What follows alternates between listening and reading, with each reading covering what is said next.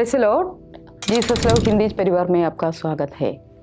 आज हम एक ऐसी लड़ाई के बारे में बात करेंगे जो अक्सर हमारे दिमाग के सन्नाटे में चलती है। यह एक छोटे से विचार से शुरू होता है। अगर मेरी नौकरी चली गई तो फिर ये बढ़ने लगता है। अगर मैं बीमार हो गया तो, अगर मेरे बच्चे असफल हो गए तो, अगर मैं हमेशा के लिए अकेला रह गया तो। इसे हम व्हाट इफ स्पाइरल या चिंता का चक्रव्यूह कहते हैं। ये एक ऐसा मानसिक जाल है जहां हम अपने दिमाग में झूठी और डरावनी कहानियां बनाते हैं और उनके होने से पहले ही उनका दुख सहने लगते हैं।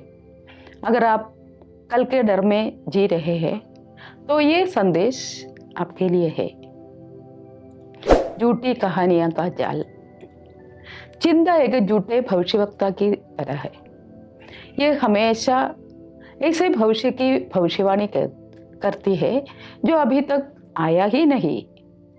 बाइबल में हमें मत्ती 6:34 में बताती है, इसलिए कल की चिंता ना करो क्योंकि कल का दिन अपनी चिंता आप कर लेगा।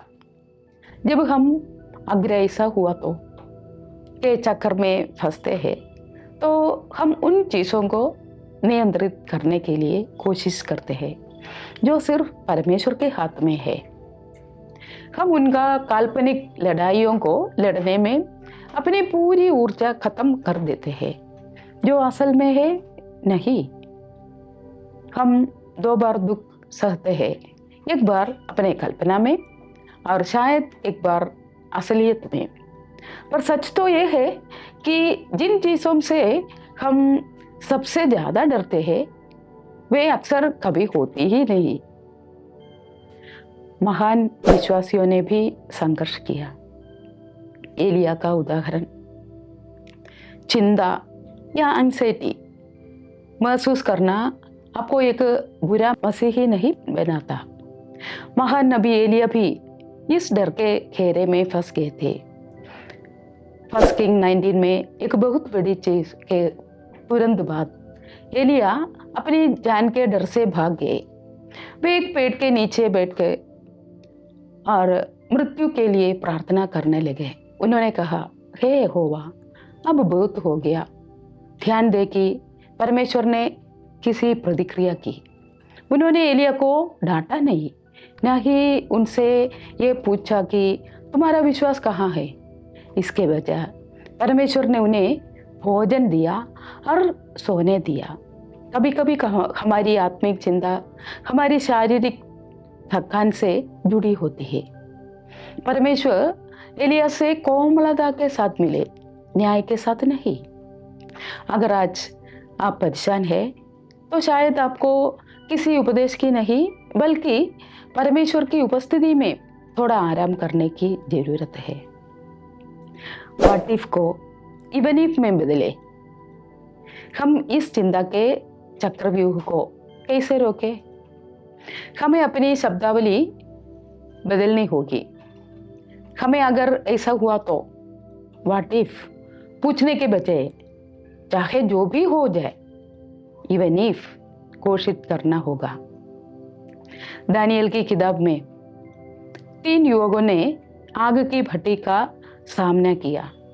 उन्होंने ये नहीं कहा अगर हम जल गए तो।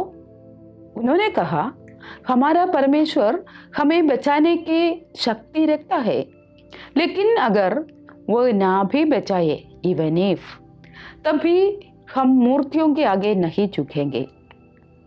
व्हाट इफ डर पर ध्यान लगाता है, इवन इफ परमेश्वर के स्वभाव और सामर्थ्य पर ध्यान लगाता है।